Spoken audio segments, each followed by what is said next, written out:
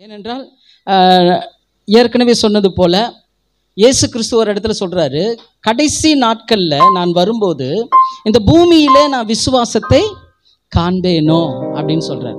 அப்போ இயேசுவே ஒரு டவுட்டா சொல்லுகிறார், நான் வரும்போது இந்த பூமியில விசுவாசத்தை பார்ப்பேனோ அப்படின்னு கேட்டிருக்கிறார்னா, அப்போ விசுவாசத்தை குலைந்து போகிற காரியங்கள் இந்த பூமியில நிறைய இருக்குது. புரியுதுங்களா? அதனால இந்த காலகட்டத்தில் இந்த விசுவாசம் எவ்வளவு முக்கியம் அப்படின்றத சொல்வதற்கு ஆட்கள் இல்லை.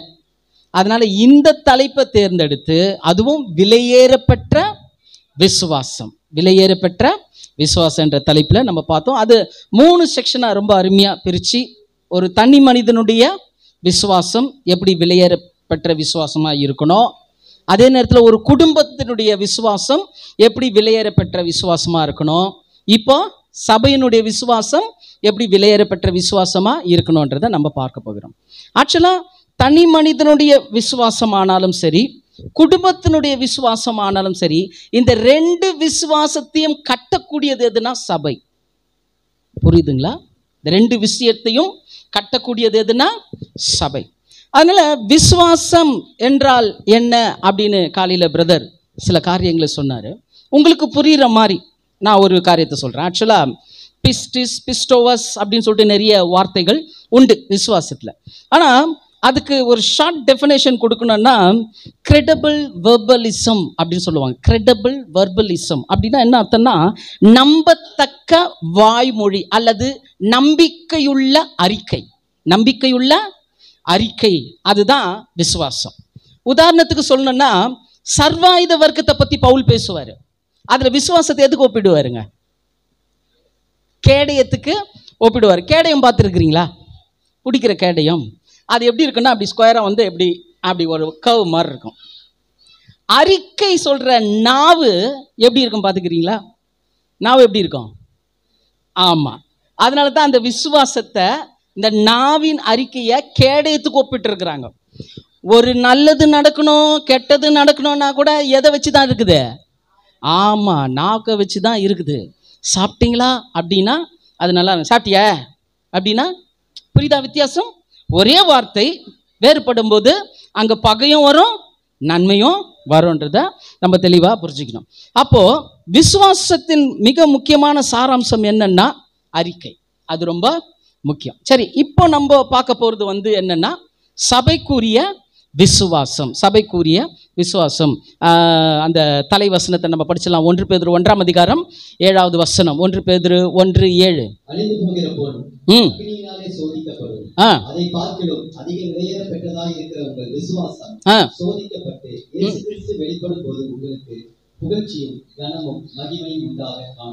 ஆமா, இந்த வசனத்துக்குள்ள நான் போக விரும்பல. 2 பேர் பிரிச்சு, வாழை மட்டையை பிரிச்சு எப்படி நார் உரிக்கிற மாதிரி 2 பேரும் சேர்ந்து என்ன பண்ணிட்டாங்க, நிறைய விஷயங்களை இந்த வசனத்துல இருந்து கற்றுக் கொடுத்து விட்டார்கள். நான் காண்பிக்கிற ஒரு காரியம் என்னன்னா, சாத்தான் வந்து மேக்சிமம் நம்மளுடைய வாழ்க்கையில எதை தொடுவான் அப்படின்னு நீங்க பாத்தீங்கன்னா, வேதத்துல தெளிவா சொல்லப்பட்டிருக்கு. லூக்கா 22ஆம் அதிகாரம் 31, 32. லூக்கா 22ஆம்.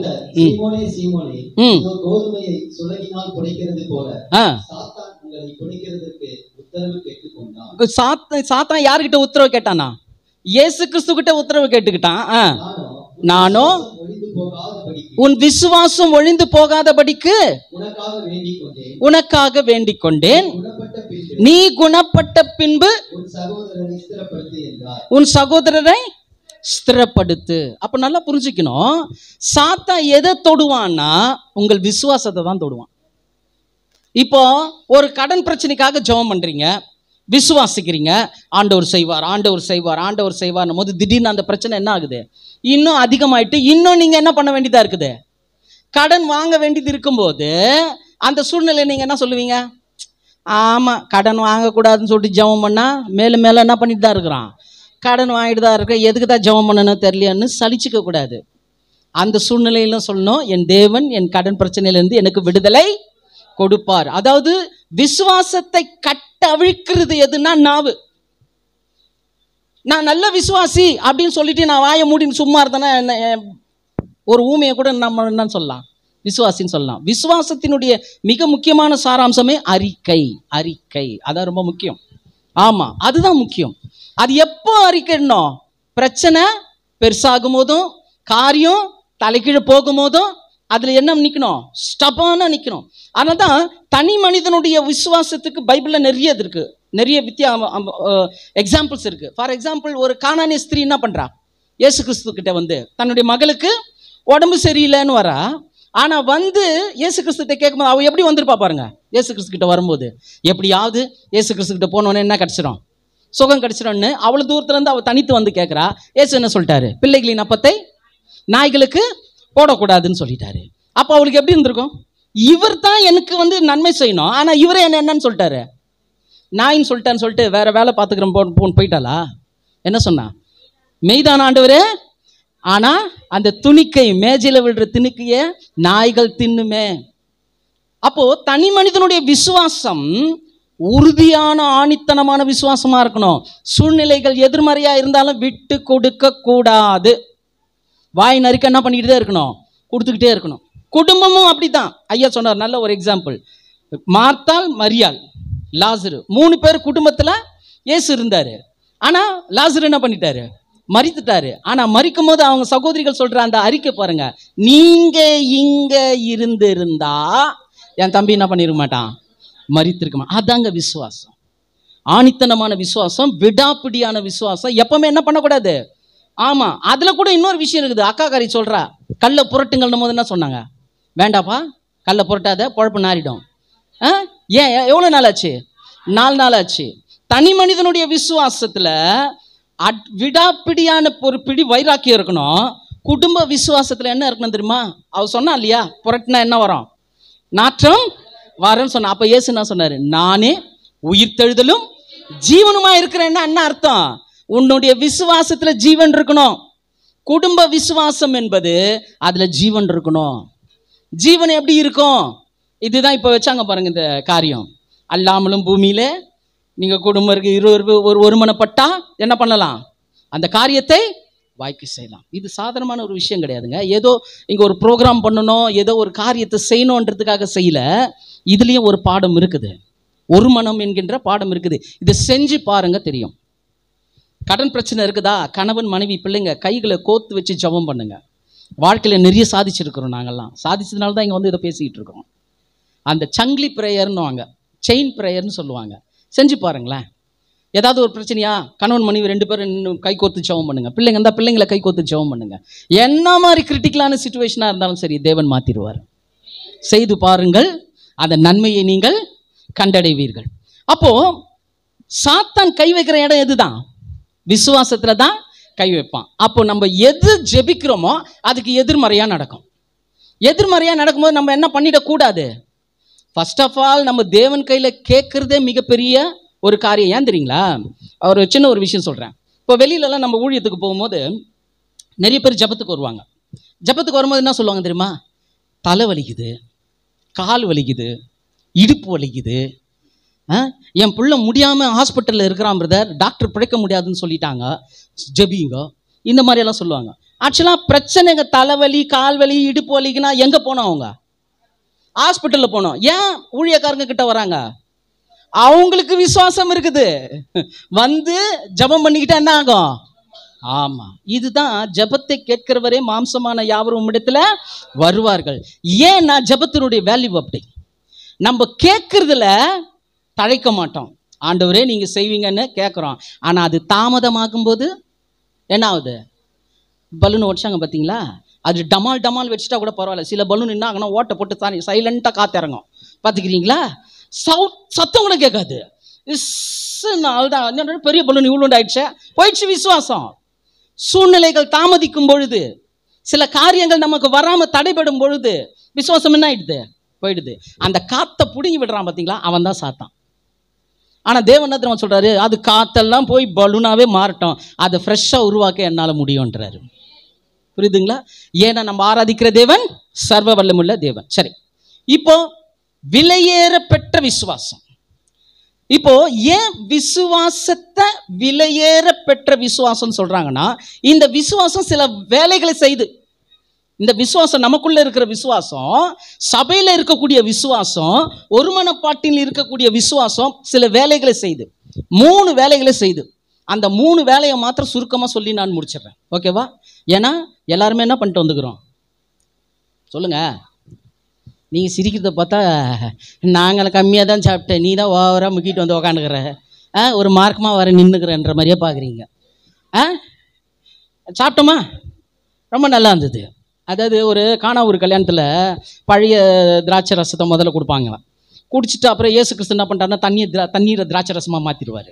அப்போ அந்த திராட்சை ரசத்தை கொடுக்கும்போது அங்கே இருக்கிறவங்கெல்லாம் ஒரு விஷயம் சொல்லுவாங்க, ஏன்பா நல்ல திராட்சை ரசத்தை செகண்டாக கொடுக்குறிய, செகண்டரியாக கொடுக்குறிய, ஃபர்ஸ்ட்டாக கொடுக்க வேண்டியது தானே அப்படின்னு கேட்பாங்க. அப்படி தான் மேலே ஆயிடுச்சு எனக்கு. முதல்ல போனவொடனே வெத்த சொத்தை போட்டாங்க, போட்டு இது வச்சாங்க, சரி ஏதோ வச்சாங்கன்னு சொல்லிட்டு நம்மளும் அடிச்சிருந்தோம். பின்னாடி பார்த்தா ஐட்டம் வருது, பிரியாணி ரெடியாக இருக்குது. நம்ம விடுவோமா?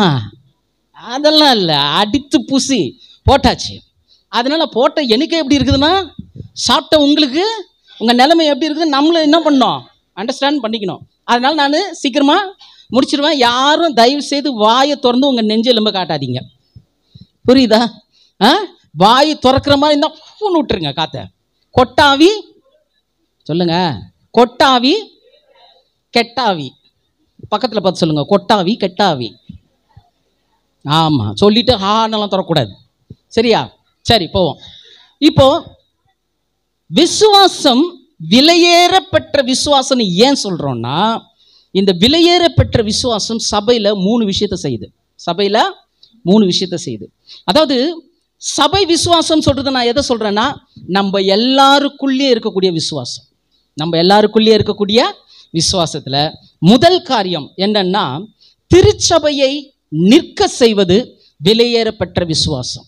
திருச்சபையை நிற்க செய்வது விலையேறப்பெற்ற விசுவாசம். உதாரணத்துக்கு சொல்லணும்னா, இங்க சபை இப்போ நடந்து கொண்டு இருக்கிறதுன்னா உங்களுக்கே தெரியும், இது தேவனுடைய சித்தம் இல்லாமல் இங்கே நடக்கல.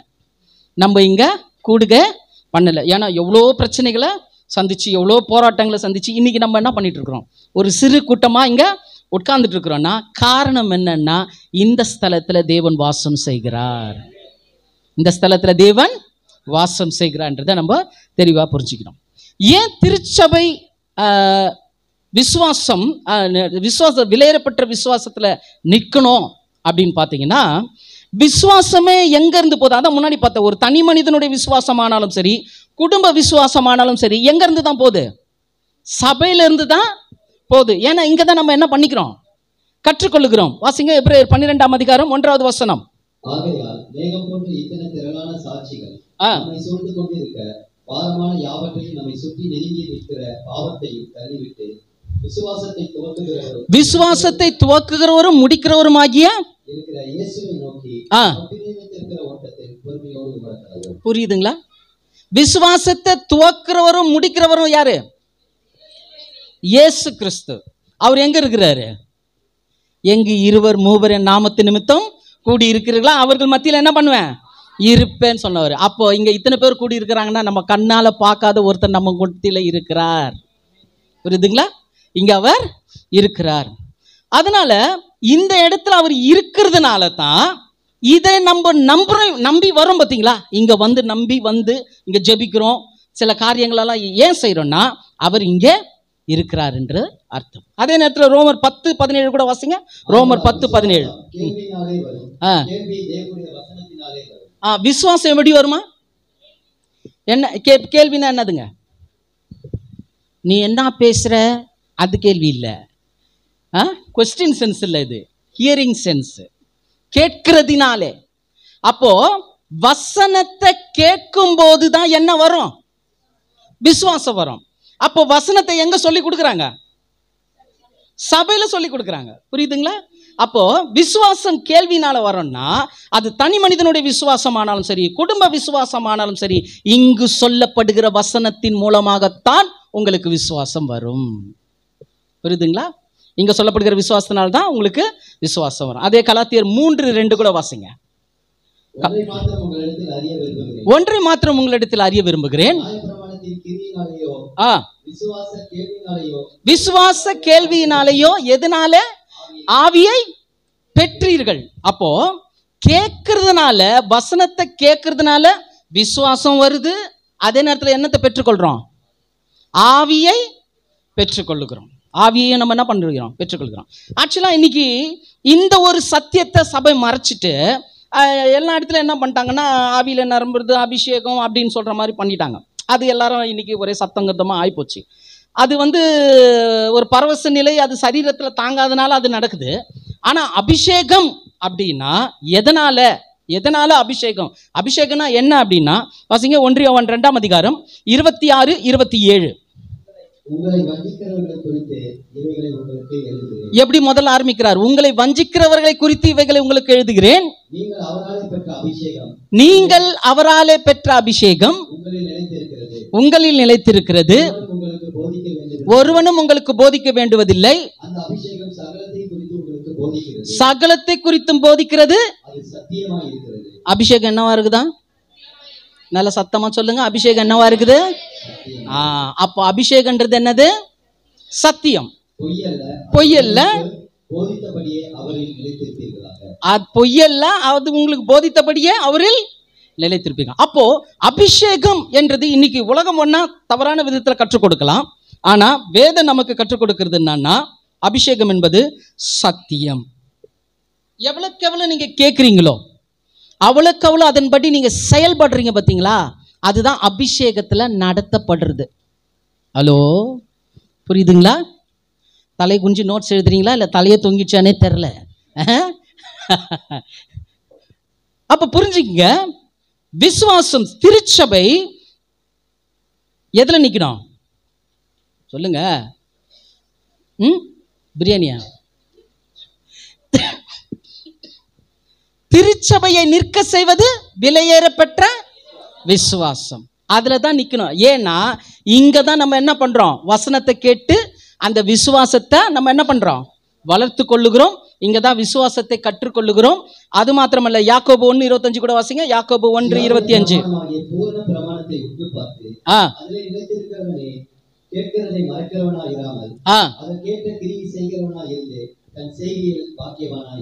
கேட்கிறத மறக்காம அதுக்கேற்றபடி என்ன பண்ணுமா? கிரியை செய்யணும்.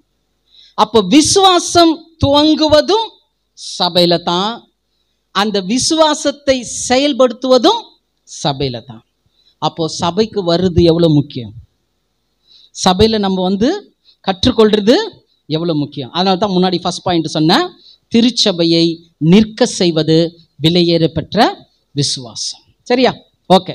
ரெண்டாவது காரியம் என்னன்னா, திருச்சபையில் ஆவிக்குரிய வளர்ச்சியை தருவது விலையேறப்பெற்ற விசுவாசம். திருச்சபையில் ஆவிக்குரிய வளர்ச்சியை தருவது விலையேறப்பெற்ற விசுவாசம். விலையேறப்பெற்ற விசுவாசத்தை ஏன் விலையேறப்பெற்ற விசுவாசம் சொல்றோம்னா, முதலாவது சபை நிக்கிறது எதுல தான் நிக்குது? விசுவாசத்துல நிக்குது. ரெண்டாவது, இந்த சபைக்குரிய ஆவிக்குரிய வளர்ச்சியும் எதை சார்ந்துதான் இருக்குது? விசுவாசத்தை சார்ந்ததா இருக்குது. அதனால தான் பாருங்க, இந்த விசுவாசம் அப்படின்ற ஒரு விஷயம் எல்லாருக்கும் ஒரே மாதிரி இருக்காது. எல்லாருக்கும் ஒரே மாதிரி இருக்காது. ஒருத்தருக்கு ஒரு மாதிரி இருக்கும். ரோமர் 12ஆம் அதிகாரம் 3வது வசனம். நான் சொல்லுகிறதாவது,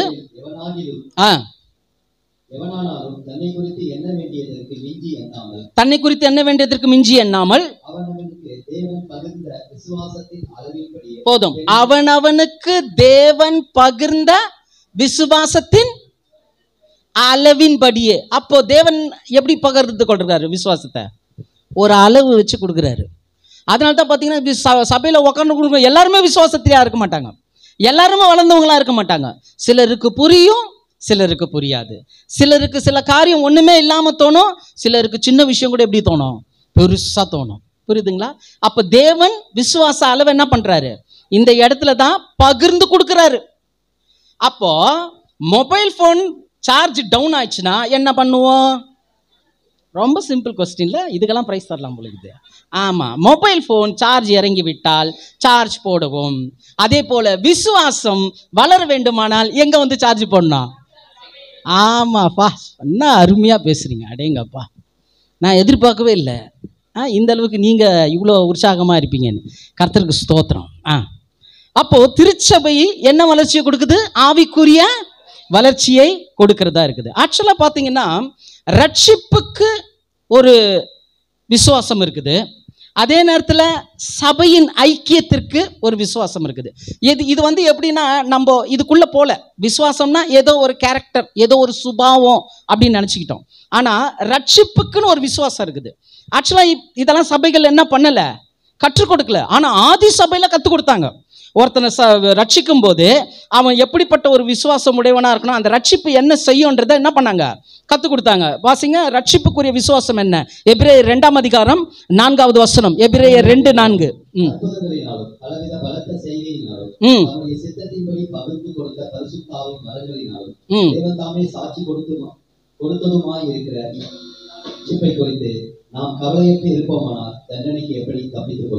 பிரதர் சூப்பர் ஃபாஸ்ட்ல போறாரு.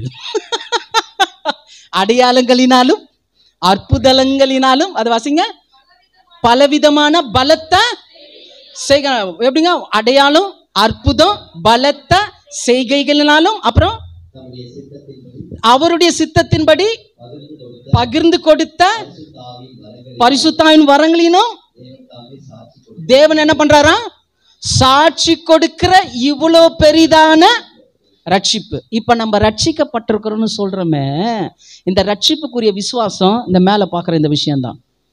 அடையாளங்களினாலும் அற்புதங்களினாலும் பலவிதமான பலத்த செய்கைகளினாலும் பரிசுத்தாவின் வரங்களினாலும் தேவன் சாட்சி கொடுக்கணும்.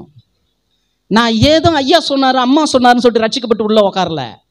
என்னுடைய ரட்சிப்புக்குரிய விசுவாசம் என்னன்னா, இந்த காரியம் உங்கள் ரட்சிப்புக்குள்ள இருக்கணும். இதுதான் சபைக்குரிய விசுவாசம். அப்போ இதுவரைக்கும் உங்க ரட்சிக்கப்பட்ட நிலைமை, உங்க விசுவாச அளவு எப்படி இருந்துச்சுன்னா, கடன் பிரச்சனை போனோம் பிரதர், குடும்பத்துல சமாதானம் இல்லை பிரதர், அதான் ஆகணும் பிரதர், இதான் ஆகணும் பிரதர், வீட்டு பைப்ல தண்ணி வரல பிரதர், அதெல்லாம் இல்லை. புரியுதுங்களா? இப்போ உங்களுக்கு மாறணும். சபை விசுவாசம் வளர்ச்சிக்கு போகணும். எப்படி வளர்ச்சிக்கு போனோம்னா, நான் ரட்சிக்கப்பட்டிருக்கிறது எதற்குனா, என் மூலமாக தேவன் சாட்சி கொடுக்கணும். என்ன சாட்சி கொடுக்கணும்? அற்புதங்களினாலும் அடையாளங்களினாலும் பலத்த செய்கைகளினாலும் பரிசுத்தாவின் வரங்களினாலும் சாட்சி கொடுக்கணும். அப்போ கேட்கணும், ஆண்டவரே நான் ரட்சிக்கப்பட்டிருக்கிறேன், ஆனால் இந்த ரோமர் 12:3 வசனத்தின்படி என்னுடைய ரட்சிப்புக்குரிய விசுவாசத்தை நான் தெரிஞ்சிக்கல, இன்னைக்கு நான் தெரிஞ்சுக்கணும். இன்னைக்கு என்னுடைய வாழ்க்கை ரட்சிப்புக்குரிய அனுபவம் என்ன பண்ணணும், இப்படி மாறணும். குடும்பத்தில் ஒரு பிரச்சனைனா ஓடி வந்துடாதீங்க. முதல்ல நீங்கள் என்ன பண்ணணும், அந்த பிரச்சனையை நீங்கள் ஜெபிக்கணும். உங்கள் வாயினால் அறிக்கையிட்டால் அது என்ன ஆகிடும், ஒன்றும் இல்லாமல் போயிடும். அந்த ஒரு காரியத்தை கற்றுக் கொடுக்கறது தான் சபை, அந்த ஒரு மோட்டிவேஷனை கொடுக்கறது தான் சபை. புரியுதுங்களா? அது தெளிவாக இருக்கும். அது சபையின் ஐக்கியத்துக்குரிய ஒரு விசுவாசம். இப்போ நம்ம எல்லாரும் ஒன்றா சேர்ந்துருக்கிறோம்னா இதுக்கு ஒரு விசுவாசத்தை தேவன் வச்சிருக்கிறார். அது என்னது? எபேசியர் 3ஆம் அதிகாரம் 10வது வசனம். எபேசியர் 3:10.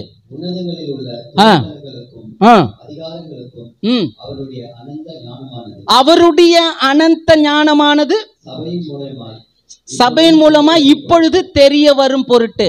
எங்க இருக்கிறது? உன்னதங்களில இருக்கக்கூடிய, அது வாசிங்க பிரதர், துரைத்தனங்களும் அதிகாரங்களும் ஞானம். அதாவது புரிஞ்சுக்கிற மாதிரி சொல்லணும்னா, பரலோகத்தில் இருக்கிற அதிகாரம் ஞானம் எல்லாம் இந்த பூமியில யார் மூலமா தெரியணுமா? சபையின் மூலம் தெரிய வரும் பொருட்டு. ஏதோ கொர்நேலியு சபையில எல்லாரும் உட்கார்ந்து இருக்கிறதுனால இது சபை இல்லை. இந்த சபையில பரலோகத்தினுடைய சித்தமும் அதிகாரமும் என்ன என்பது உங்கள் மூலமாய் வெளியில தெரியணும். இன்னும் புரிஞ்சிக்கிற மாதிரி சொல்லணும்னா, தேவன் எப்படிப்பட்டவர், அவருடைய பரலோக ராஜ்யம் எப்படிப்பட்டது, பரலோகத்தினுடைய மகிமை என்ன, பரலோகத்தினுடைய செயல் என்னன்றத உங்க மூலமாக, சபையின் மூலமாக சுத்தி இருக்கிறவங்க தெரிஞ்சுக்கணும். புரியுதுங்களா? இதான் சபைக்குரிய விசுவாசம். அதனாலதான் இதுதான் வளர்ச்சி, இதுதான் வளர்ச்சி.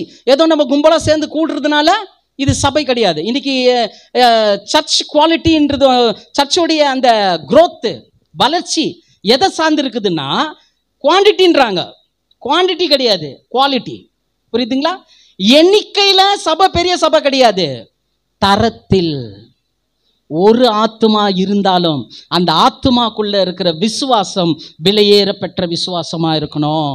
அப்படிப்பட்ட விலையேறப்பட்ட விசுவாசங்கள் ஒன்று கூடி ஜெபிக்கும் போது, ஒரு காரியத்தை வைத்து நீங்கள் சம்பாஷிக்கும் போது, அதை நீங்கள் செயல்படுத்தும் போது பரலோகமே இறங்கி வந்து செயல்படும். புரியுதுங்களா? அதுதான் திருச்சபைக்குரிய விசுவாசம். அதனால அந்த ஒருமனப்பாட்டின் ஜபம்ன்றது ஒரு விளையாட்டான ஒரு விஷயம் கிடையாது. இங்க எல்லாரும் ஒருமனப்பட்டு ஜெபிக்கும் போது பரலோகம் இறங்கிடுது. பரலோகம் என்ன பண்ணுது? இறங்கிடுது. அதனால தான் கூட்டு பிரார்த்தனை ரொம்ப முக்கியம்.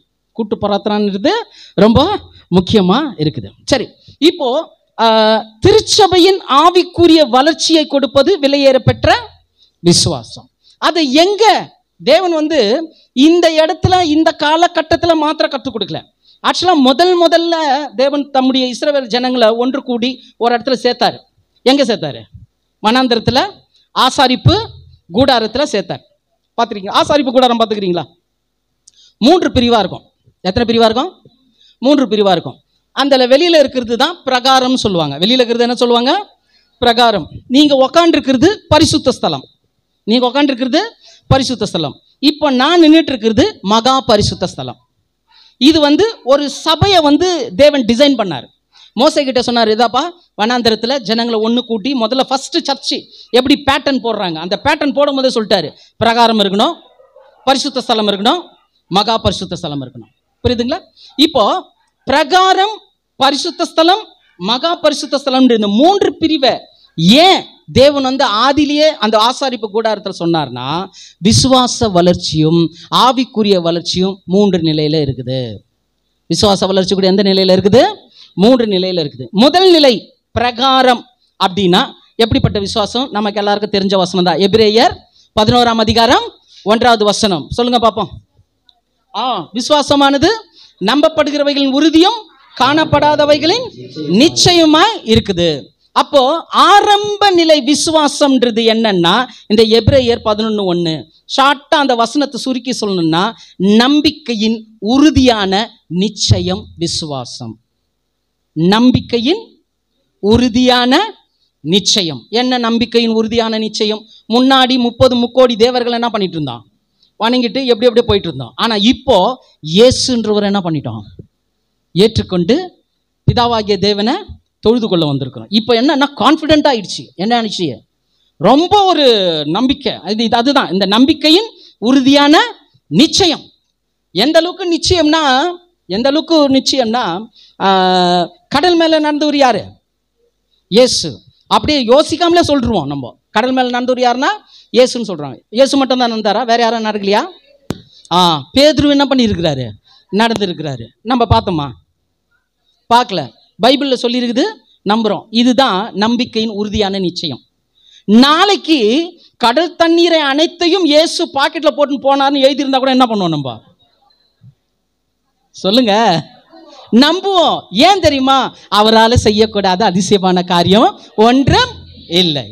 இதுதான் நம்பிக்கையின் உறுதியான நிச்சயம். இது ஒரு ஆரம்ப நிலை விசுவாசம். அதான் பிரகாரம். நெக்ஸ்ட் எது? பரிசுத்த ஸ்தலம். பரிசுத்த ஸ்தலம் நமது கலாத்தியர் 5ஆம் அதிகாரம் 6வது வசனம். கலாத்தியர் 5:6. கிறிஸ்து இயேசுவினிடத்தில் விருத்த சேதனம் எல்லாமையும் ஒன்றுக்கும் உதவாது. அன்பினால் கிரியை செய்கிற விசுவாசமே உதவும். 2வது காரியம், முதல்ல நம்பிக்கையின் உறுதியான நிச்சயம். ரட்சிக்கப்பட்டு என்ன பண்ணிட்டீங்க? நெக்ஸ்ட் உள்ள வந்துட்டீங்க. பரிசுத்த ஸ்தலத்துல வந்த உடனே அன்பினால் கிரியை செய்கிற விசுவாசம் வரணும். இவ்வளவு நாள் இயேசுவை நீங்க என்ன பண்ணிட்டீங்க? விசுவாசிச்சிங்க. இப்போ அந்த இயேசு கிறிஸ்துவை போல நடக்க போறீங்க. இயேசு கிறிஸ்து எப்படி நடந்தாரோ, அவர் எப்படி பேசினாரோ, அவருடைய அந்த சுபாவத்தை நம்ம என்ன பண்ண போறோம்? காட்ட போறோம். முன்னாடி ரட்சிக்கப்படுறதுக்கு முன்னாடி எப்படி இருந்தோம்? பயங்கரமா கோவப்படுறவங்களா இருந்தோம். அப்புறம் ரட்சிக்கப்பட்டு வந்த பிறகு எப்படி இருக்கிறோம்? இன்னும் பயங்கரமா கோவப்படுறவங்களா இருக்கிறோம். அதுவா சாட்சி? இல்ல, அது சாட்சி கிடையாது. அப்போ முன்னாடி கோவப்பட்டாருங்க, ஆனா இப்ப என்ன பண்ணலங்க. இதுதான் அன்பினால் கிரியை செய்கிற விசுவாசம். முதல்ல நம்பிக்கையின் உறுதியான நிச்சயம், இயேசுவை நான் ஏற்றுக்கொண்டேன். 2வது அன்பினால் கிரியை செய்கிற விசுவாசம், இயேசுவை போல நான் மாறுறேன். 3வது என்னதுங்க? பிரகாரம், பரிசுத்த ஸ்தலம். இது என்னது? மகா பரிசுத்த ஸ்தலம். வாசிங்க. யூதா 1ஆம் அதிகாரம் 20வது வசனம். யூதா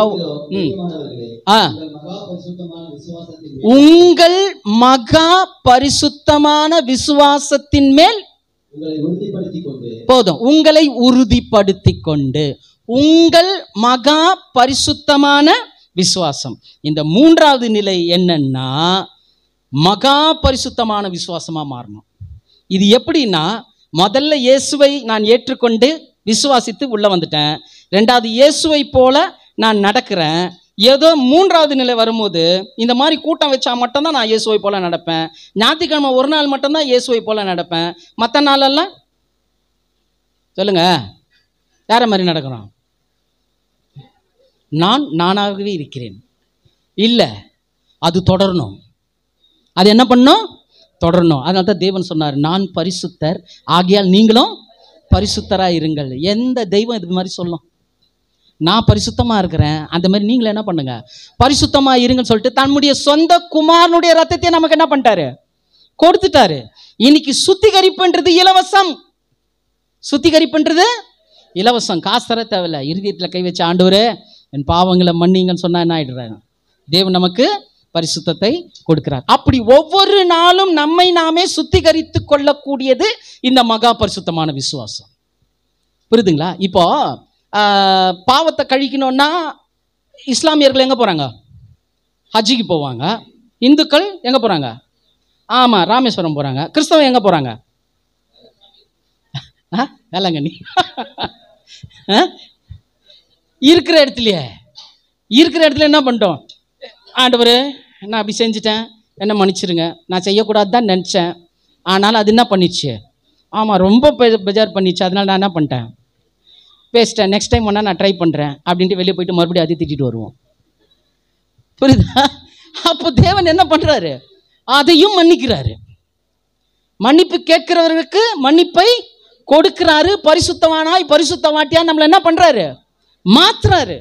இதெல்லாம் கொடுக்கிறது எதுனா சபை. சபை மூலமாய் வரக்கூடிய விலையேறப்பெற்ற விசுவாசம். சரி, அப்போ விசுவாசம் என்பது விலையேறப்பெற்ற விசுவாசம் ஏன் சொல்றேன்னா, அதுவும் சபைக்குரிய விசுவாசம்னா, சிறு சபை நிற்கிறது எதுல தான் நிற்கிறது? இந்த விலையேறப்பெற்ற விசுவாசத்துல தான் நிற்குது. ஏன்னா இங்க கேட்கறதுனால தான் நம்ம விசுவாசத்தை என்ன பண்றோம்? கற்றுக்கொள்றோம். 2வது, திருச்சபை ஆவிக்குரிய வளர்ச்சியை கொடுக்கிறது எது? இந்த விலையேறப்பெற்ற விசுவாசம். தேவன் பகிர்ந்து கொடுக்கிறார். விசுவாச அளவை பகிர்ந்து கொடுக்கிறார். இந்த பகிர்ந்து கொடுக்கிறாருன்ற விஷயத்துல கூட கொஞ்சம் நம்ம ஒரு விஷயத்த பார்க்கணும். பகிர்ந்து கொடுக்கிறாருன்னா இவருக்கு இவ்வளோ அவருக்கு இவ்வளோ இல்லை. உனக்கு நிறைய வேணுமா? நிறைய கொடுப்பாரு. நிறைய வசனத்துக்கு கீழ்ப்படிச்சு பாருங்க, நிறைய விஷயத்த தேவனுக்காக செஞ்சு பாருங்க.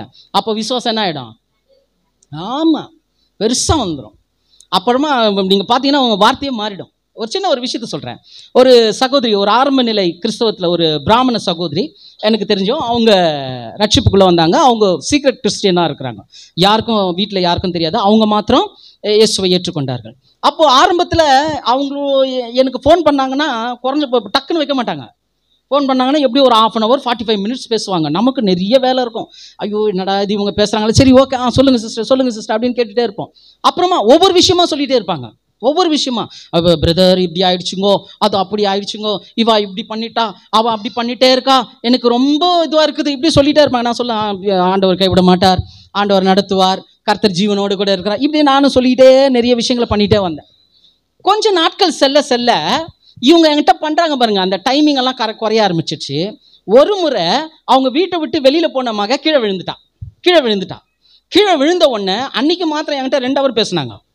என்ன ஆகும் தெரியல, டாக்டர்கிட்ட போயிருக்கிறோம், அது இது இப்படின்னு சொல்லிட்டு ரொம்ப பயந்துட்டாங்க. ஏன்? விசுவாசம் அளவு கொஞ்சம். அப்போ சின்ன தடிக்க விழுதலுக்கு என்ன பண்ணிட்டாங்க அந்த அம்மா, பிள்ளைய குறிச்சு பயம் வந்துடுச்சு. ஆனால் அப்புறம் நாட்கள் செல்ல ஒரு முறை அவங்களுக்கு ஒரு பெரிய இடத்துல ஒரு ஆக்சிடென்ட் ஆயிடுச்சு. அந்த மகளுக்கு அவ பைக் ஓட்டிட்டு போகும்போது ஏதோ பிரச்சனை ஆயிடுச்சு. ஹாஸ்பிட்டல் இவங்க கூட சொல்கிறாங்க, பிரதர் இந்த மாதிரி என் மகள் நேற்று தினத்தோட போயிட்டு இருக்கும்போது ஒரு ஆக்சிடென்ட் ஆயிடுச்சு, பக்கத்தில் இருக்கிற அந்த பில்ட்ரோத்தில் தான் சேர்த்துருக்கோம். என்ன சிஸ்டர் சொல்கிறீங்க? நான் அப்படியே கர்ப்பன் ஆகிட்டேன். ஆக்சிடெண்டா அப்படின்றேன். ஆமாம் பிரதர் ஆக்சிடென்ட் தான். எனக்கு பயல பிரதர், தேவன் பார்த்துக்குவார், இயேசு பார்த்து கொள்வார். அப்ப என்னாச்சு? தடிக்கி விழும்போது பதறப்பட்ட அந்த விசுவாசம், பயத்தை அந்த அளவும், இப்போ விசுவாசம் வளர்ந்த உடனே பயம் என்ன ஆயிடுச்சு? புரிஞ்சுக்குங்க, விசுவாசம் அதிகமானா பயம் போயிடும். விசுவாசம் அதிகமானா பயம் போயிடும், சந்தேகமும் போயிடும். கர்த்தர் செய்வாரா? செய்வாரு, என் தேவன் செய்வார். புரியுதுங்களா? அதுதான் இரண்டாவது. மூன்றாவது நிலை விசுவாசம் என்னன்னு பார்த்தீங்கன்னா, சபையை உன்னதமான தேவனுக்கு ஆசாரியராக மாற்றுவது இந்த விலையேறப்பெற்ற விசுவாசம். இந்த சபையாராக உட்காந்துருக்கிற நம்ம ஒவ்வொருத்தரையும் உன்னதமான தேவனுக்கு ஆசாரியராக நம்மளை என்ன பண்ணுது? மாற்றுது. ஆக்சுவலாக நம்ம ரட்சிக்கப்பட்டிருக்கிறோம், ஞானஸ்நானம் பெற்றிருக்கிறோம். நெக்ஸ்ட் என்னவா இருக்கிறோம் தெரியுமா? விசுவாசியாக இருக்கிறோம். சபையில் என்னவா இருக்கிறோம்? விசுவாசியாக இருக்கிறோம். எவ்வளோ நாளைக்கு விசுவாசியாக இருக்கிறோம்? பாஸ்டர் லெட்டர் இது கொடுப்பாரு, இவங்க செத்து போயிட்டாங்களாக்கும், இவங்களுக்கு கல்லறையில் கொஞ்சம் இடம் கொடுங்க சொல்கிற அளவு வரைக்கும் நம்ம என்னவா இருக்கிறோம்? பொட்டியில் போகிற வரைக்கும் விசுவாசியாக இருக்கிறோம். அது அப்படி இருக்கக்கூடாது, அப்படி இருக்கக்கூடாது. நமக்குன்னு ஒரு நோக்கம் இருக்குது, நமக்குன்னு ஒரு திட்டத்தை தேவன் வச்சிருக்காரு. வாசிங்க வெளிப்படுத்தல் 1:6. வெளிப்படுத்தல் 1:6.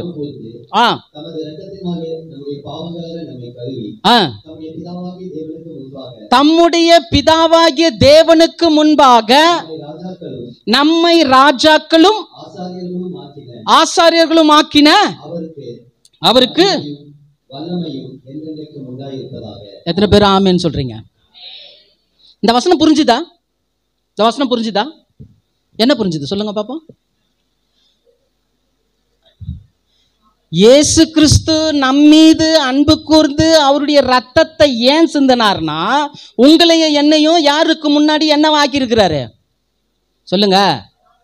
பிதாவாகிய தேவனுக்கு முன்பதாக நம்மை ஆசாரியர்களும் ராஜாக்களும் ஆக்கி இருக்கிறார்.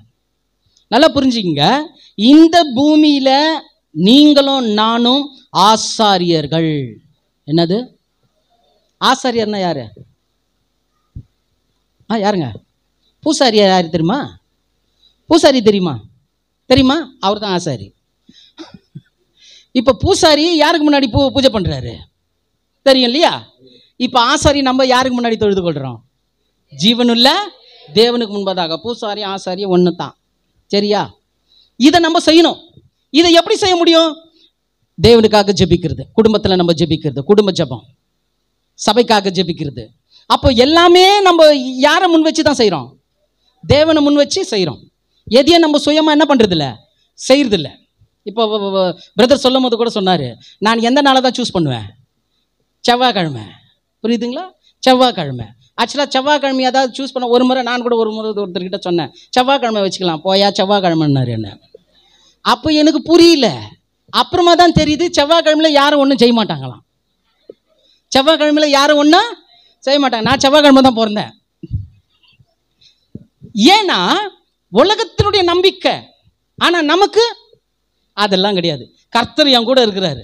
எல்லா நாளும், எல்லா நேரமும், எல்லா நிமிஷமும் அவர் என் கூட தான் இருக்கிறாரு. அதனால் நான் கையிட்டு செய்கிற காரியம் எல்லாமே வாய்க்கும். அவ்வளோதான். புரியுதுங்களா? காரியம் எல்லாம் வாய்க்கும். இப்போ நீங்களும் நானும் பிதாவாகிய தேவனுக்கு முன்பதாக ஆசாரியராக இருக்கணுன்றதுக்காகத்தான் இயேசு சிலுவையில் மரித்தார்.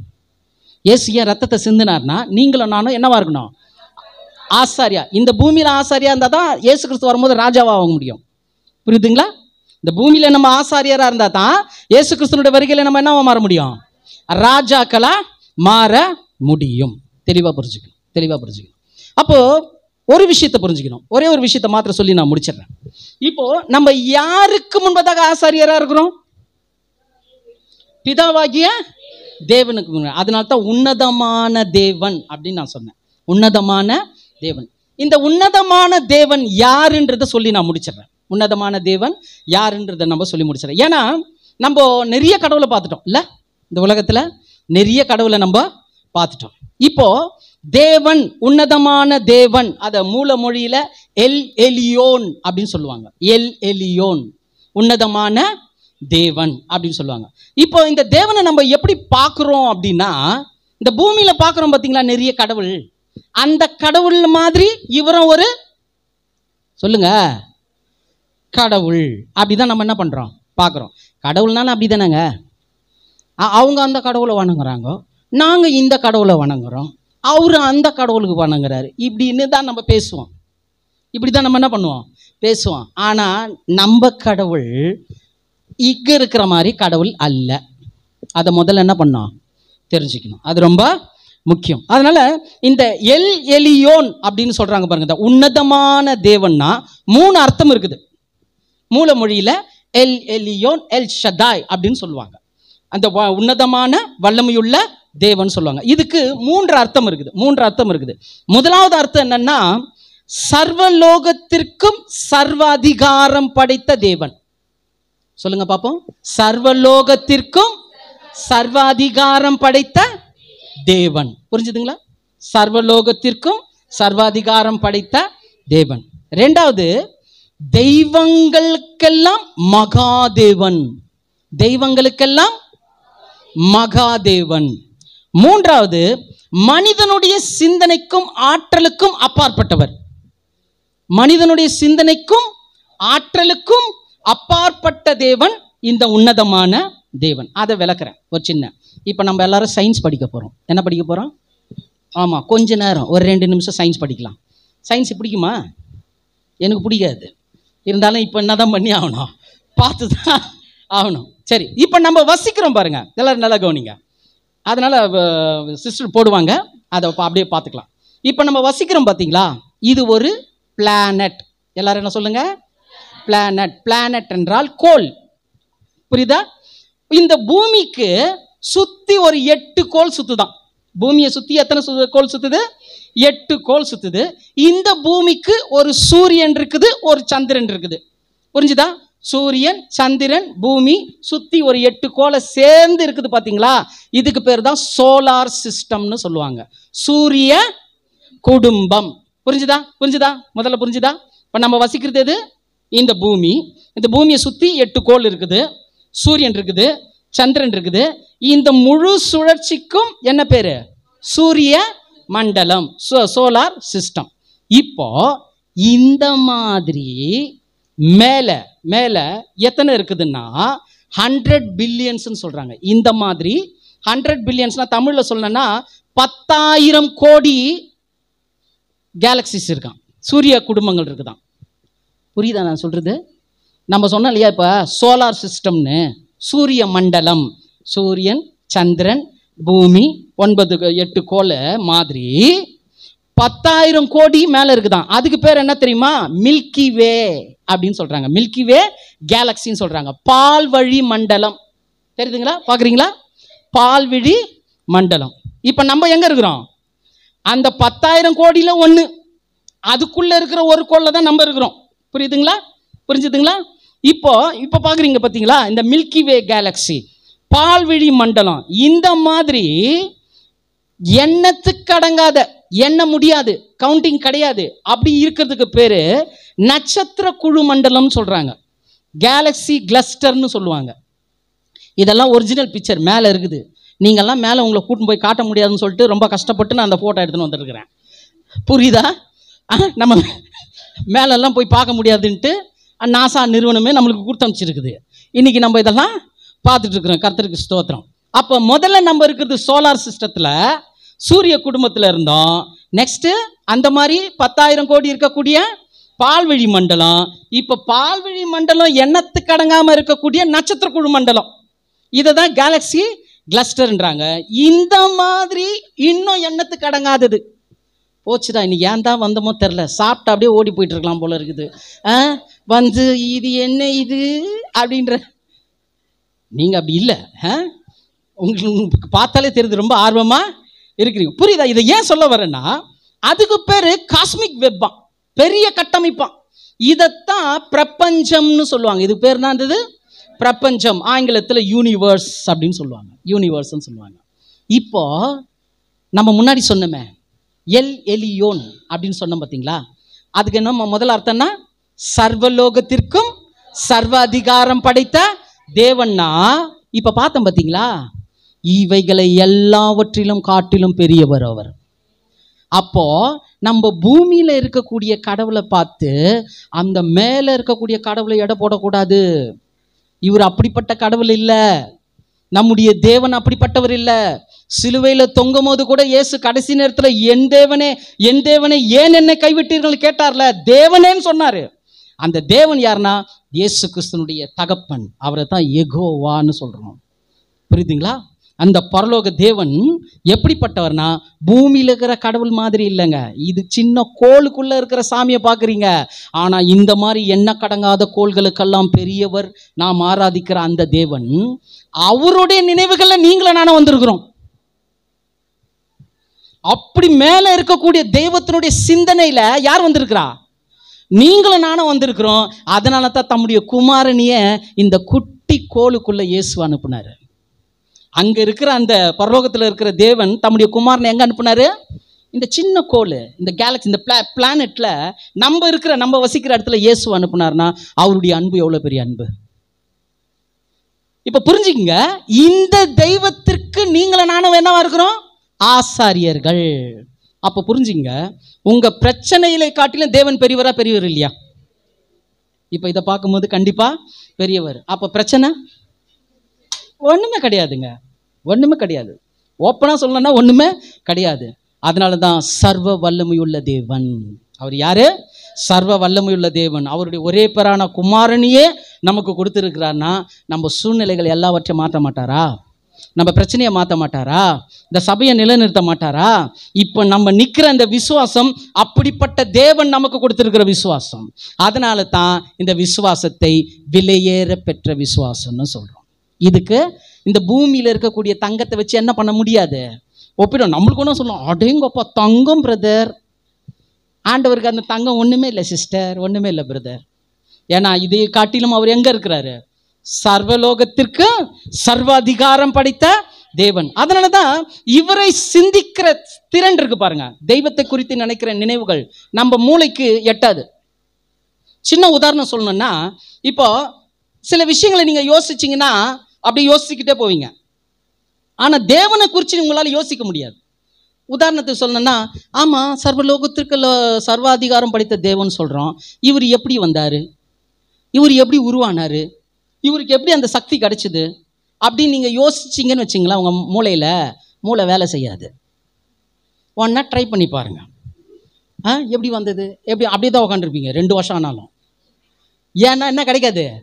விடயம் கிடைக்காது. ஏன் தெரியுமா? அந்த சிந்திக்கக்கூடிய திறனை தேவன் இந்த மூளைக்கு கொடுக்கல. அதனால தான் சொன்ன, நம்முடைய சிந்தைக்கும் ஆற்றலுக்கும் அப்பாற்பட்டவர். அப்போ உங்களை விட உங்க பிரச்சனை என்னன்றது அவருக்கு தெரியும். அதனால இந்த நாள்ல சபைக்குரிய இந்த வெளியேறப்பட்ட விசுவாசம் எப்படின்னா, நாம் இந்த உலகத்தை ஜெயிக்க முடியும். நாம் இந்த பகுதியை நமக்கு உரிமையாக்கி கொள்ள முடியும். ஏன்னா உலகத்தில் இருக்கிறவனிலும் நமக்குள் இருக்கிறவர் பெரியவர். பெரியவர். அவரை கொண்டு எல்லாத்தையும் சாதிக்கலாம். இப்போ உங்களுடைய நாவின் அறிக்கையெல்லாம் மாறிடணும். இப்போ சபைக்குரிய விசுவாசம் எப்படின்னா, இனிமே பிரச்சனையை பார்த்துன்னா சொல்லக்கூடாது, பயப்படக்கூடாது. பணம் பாருங்க, காசும் பணமும் கிடையாதுங்க. காசு பணம் கேட்கல, கொஞ்சம் வாய் திறந்து பேசுங்க. இங்கே இல்லை ஹலோ உடனே மாடசாமி பொண்ணு எங்கே போய்க்குது அப்படி இல்லை. இங்கே இல்லை, உங்கள் பிரச்சனையை பார்த்து ஒரு துர்செய்தியை கேட்கும்போது சொல்லுங்க, என் தேவன் பார்த்து கொள்வார், என் தேவன் பெரியவராக இருக்கிறார், அவரால் செய்யக்கூடாத அதிசயமான காரியம் ஒன்றும் இல்லை. இந்த தெய்வத்தை நான் ஆராதிக்கிறேன். நான் ஆராதிக்கிற தெய்வன் பெரியவர்.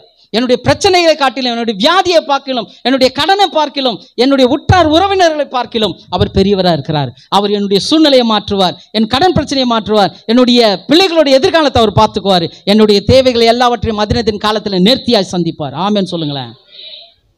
இவ்வளோ பேர் இருக்கிறதுக்கு ஆமேன் எப்படி வருது பத்தியா? 1 2 3 சொல்லிட்டா? 1 2 3 இப்படி இருக்கணும், இப்படி இருக்கணும். புரியுதுங்களா? ஏன்னா இவர் ஜீவன் உள்ளவர். இப்போ நான் சந்தோஷப்படுறேன்னு இல்லையா, தேவன் சந்தோஷப்பட்டிருப்பார். அப்பா ஸ்தோத்திரண்டா, இந்த நாள் முடிஞ்சுதுடா எனக்குன்ற மாதிரி. புரியுதுங்களா? அப்போ விசுவாசம், சபைக்குரிய விசுவாசம் என்னும் போது திருச்சபை நிற்பது எதில் தான் நிற்குது? விசுவாசத்தை, விலையேறப்பெற்ற விசுவாசத்தை தான் நிற்குது. சபைக்குரிய ஆவிக்குரிய வளர்ச்சியும் இந்த விலையேறப்பெற்ற விசுவாசம், விலையேறப்பெற்ற விசுவாசம் இருக்கும் மொத்தம் ஆவிக்குரிய வளர்ச்சி வருது. 3வது, சபையில் இருக்கக்கூடிய ஒவ்வொருவரையும் உன்னதமான தேவனுக்கு ஆசாரியராக மாற்றுகிறது. இந்த ஆசாரியர் எப்படி இருக்கணும், ஏதா இருக்கணும்ன்றதா தேவனுக்கு சித்தமானால் ஒரு ஞாயிற்றுக்கிழமையில நம்ம இந்த காரியத்தை குறித்து நம்ம தியானிக்கலாம். இந்த நேரத்தை தேவன் நமக்கு கொடுத்திருக்கிறார். அதனால நாம் அனைவரும் எழுந்து நின்று இந்த தெய்வத்திற்கு நம்ம ஒரு சில நிமிஷங்கள் கர்த்தரிடத்துல நம்ம ஒப்பு கொடுக்கலாம். கொஞ்சம் வால்யூம் கம்மி பண்ணிங்க தம்பி, மியூசிக் போடுங்க, கொஞ்சம் வால்யூம் கம்மி. ஓகே, நல்லா கவனி. எல்லாரும் எழுந்திருக்கலாம். Praise the Lord, praise the Lord. ஒவ்வொரு செய்தியின் முடிவிலும் நம்ம பாடணும். என்ன பாடணும்? இயேசுவின் பின்னே போக துணிந்தேன், பின்னோக்கேன் நான். இன்னைக்கு ஒரு விஷயத்தை நம்ம தெளிவா புரிஞ்சுக்கணும். விலையேற பெற்ற விசுவாசத்தை குறித்து நம்ம இன்னைக்கு கேள்விப்பட்டிருக்கிறோம். விசுவாசத்தை துவக்குகிறவரும் முடிக்கிறவருமாகிய இந்த இயேசுவை தான் நம்ம பின்பற்ற போறோம். இனி